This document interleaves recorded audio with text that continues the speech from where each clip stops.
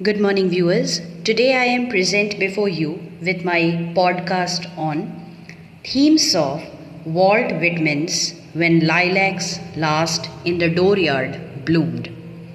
Before I begin the podcast, it is advisable that you keep a notebook and a pen so that you can jot down the important points relating to this particular topic. It is further advisable to use earplugs for better listening. Walt Whitman is America's world poet, a latter day successor to Homer, Virgil, Dante, and Shakespeare. In Leaves of Grass, he celebrated democracy, nature, love, and friendship. This monumental work chanted praises to the body as well as to the soul and found beauty and reassurance even in death. He was one of the most significant 19th century poets, who later became an influence on the writings of Ezra Pound, Allen Ginsberg, C.K. Williams, and many others. The poem that I have taken today is his When Lilacs Last in the Dooryard Bloomed. It is a long poem in the form of an elegy written in 1865. The poem is written in free verse and comprises of 206 lines. It was first published in sequel to Drum Taps. Let us now look at the three themes on which this poem is actually structured. The first, the beauty of the individual. Throughout his poetry, Whitman praised the individual. He imagined a democratic nation as a unified whole composed of unique but equal individuals. Song of Myself opens in a triumphant paean to the individual. I quote, I celebrate myself and sing myself, unquote. Elsewhere, the speaker of that exuberant poem identifies himself as Walt Whitman and claims that through him the voices of many will speak. In this way, many individuals make up the individual democracy, a single entity composed of myriad parts. Every voice and every part will carry the same weight within the single democracy, and thus every voice and every individual is equally beautiful. Despite this pluralist view, Whitman still singled out specific individuals for praise in his poetry, particularly Abraham Lincoln. In 1865, Lincoln was assassinated, and Whitman began composing several elegies, including the famous O Captain, My Captain.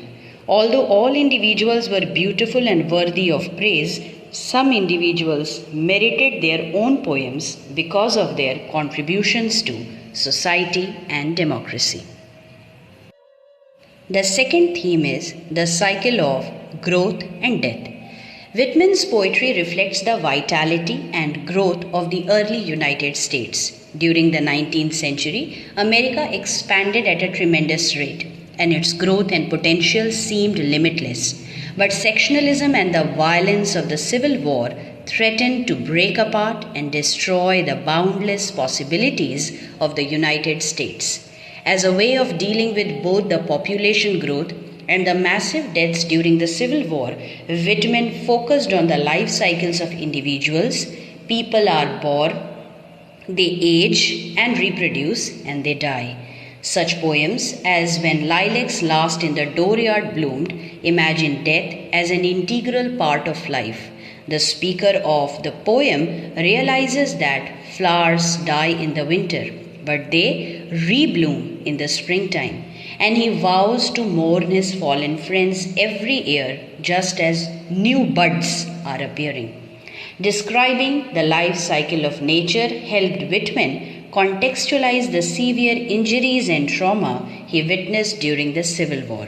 Linking death to life helped give the deaths so many soldiers a meaning.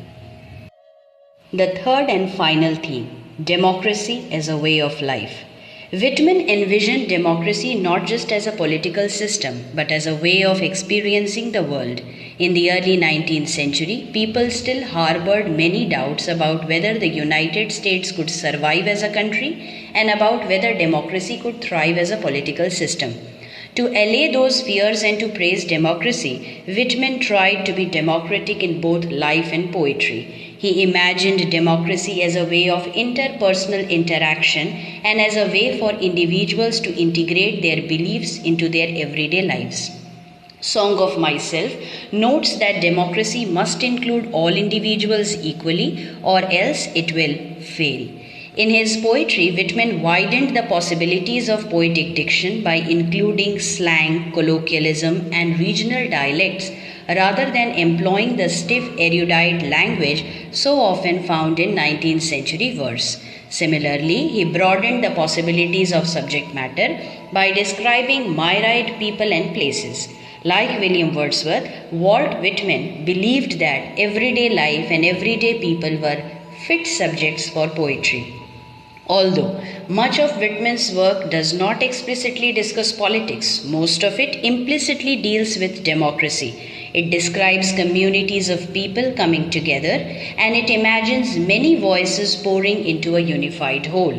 For Whitman, democracy was an idea that could and should permeate the world beyond politics, making itself felt in the ways we think, speak, work, fight, and even make art.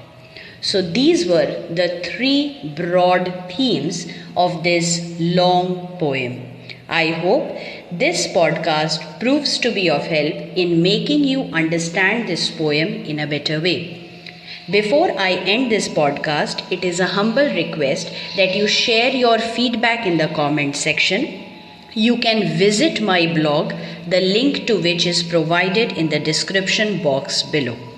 Please keep visiting the channel, keep reading, sharing, and growing. Thank you.